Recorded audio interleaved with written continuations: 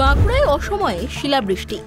কয়েক মিনিটের শিলাবৃষ্টিতে হঠাৎই লন্ডভন্ড চাষের জমি, ব্যাপক ক্ষতি ফসলের, মাথায় হাত কৃষকদের। কয়েক মিনিটের ব্যাপক শিলাবৃষ্টিতে চাষে ব্যাপক ক্ষতির আশঙ্কা। রবিবার বিকেলে হঠাৎ করেই কালো মেঘে অন্ধকারে ছেয়ে যায় চারদিক। শুরু হয় ব্যাপক ঝড় সহ শিলাবৃষ্টি। বাঁকুড়া জেলার জয়পুর ও কতুলপুরে শিলাবৃষ্টির পরিমাণ খুব বেশি ছিল। এই জয়পুর ও কতুলপুর এলাকার অধিকাংশ মানুষই চাষবাস করে জীবিকা নির্বাহ করেন। এখনো মাঠ ভর্তি রয়েছে শীতকালীন সবজি এবং আলুতে।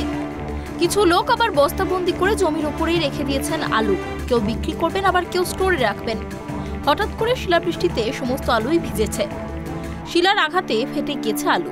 কৃষকরা জানাচ্ছেন, মহাজনের কাছে ঋণ করে এই আলু চাষ করেছেন তারা। এই আলু নষ্ট হয়ে গেলে ব্যাপক ক্ষতির সম্মুখীন হতে হবে তাদের। আলুর পাশাপাশি তিলের জমি, পেঁয়াজের জমি শিলাবৃষ্টির কারণে লন্ডভন্ড হয়ে গেছে। ক্ষতি তো বহু ক্ষতি, পুরোটাই তো ক্ষতি হয়ে গেল একবারে। ক্ষতি তুমি ধরো এই আলু চলে গেছে, আলু গেছে, হ্যাঁ, তিল গেছে, পেঁয়াজ, আদা মানে রসুন সবই একদম মারা গেছে। একদম গাছ একদম সব থেঁতে হয়ে গেছে শিলেতে। শাকসবজি যা ছিল সমস্ত মানে মাঠে ফসলটা যেটা সেটা পুরোটাই। এই যে হঠাৎ বৃষ্টি, শিলাবৃষ্টি, কতটা ক্ষয়ক্ষতি?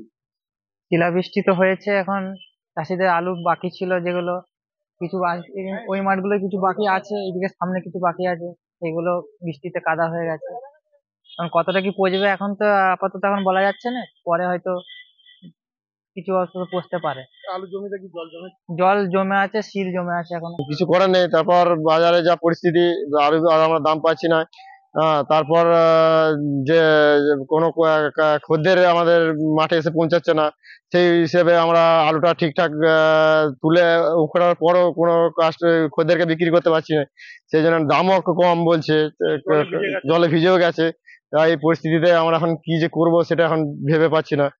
এই পরিস্থিতিতে সরকারি সাহায্যের আবেদন জানাচ্ছেন ক্ষতিগ্রস্ত কৃষকরা। গতকাল বিকেলে বিষ্ণুপুর, জয়পুর, কতুলপুর সহ বিভিন্ন এলাকাতে ব্যাপক শিলাবৃষ্টি হয়, সাথে ব্যাপক ঝড়। আর এই শিলাবৃষ্টির প্রভাবেই আর্থিক ক্ষতির মুখে পড়েছেন জয়পুর, কতুলপুর সহ বিভিন্ন এলাকার আলু চাষিরা। কৃষকরা সংবাদ মাধ্যমের মুখোমুখি হয়ে জানাচ্ছেন, এই আলু চাষ করে তারা দুটো বাড়তি পয়সা ঘরে ঢোকাবে। কিন্তু গতকাল যেভাবে শিলাবৃষ্টি হয়েছে, সেই শিলাবৃষ্টির প্রভাবে কিন্তু আলুর ক্ষতি হবে। কারণ এখনো বহু কৃষক রয়েছে, তারা আলু বিক্রি করতে পারেনি। স্বাভাবিকভাবেই সেই আলু গতকাল ভিজে গেছে এবং যেহেতু ব্যাপক শিলাবৃষ্টি হয়েছে, সেই শিলাবৃষ্টির কারণে কিন্তু আলু ফেটে গিয়েছে। ফলে সেই আলু বাজারে বিক্রি করতে কৃষকদেরকে বেগ পেতে হবে। এই মুহূর্তে কৃষকরা জানাচ্ছেন যে তাদেরকে যে ক্ষতিপূরণের সম্মুখীন পড়তে হলো, সেই ক্ষতিপূরণ একমাত্র পূরণ করতে পারে সরকার। সরকার যদি তাদের আর্থিকভাবে সহযোগিতা করে, তাহলে তারা আগামী দিনে কিছুটা ঘুরে দাঁড়াতে পারবে। এখন সরকার তাদের কতটা সহযোগিতা করে সেদিকেই নজর রয়েছে সকলের। বাঁকুড়ার বিষ্ণুপুর থেকে সঞ্জীব মল্লিক, ট্রাইব টিভি বাংলা।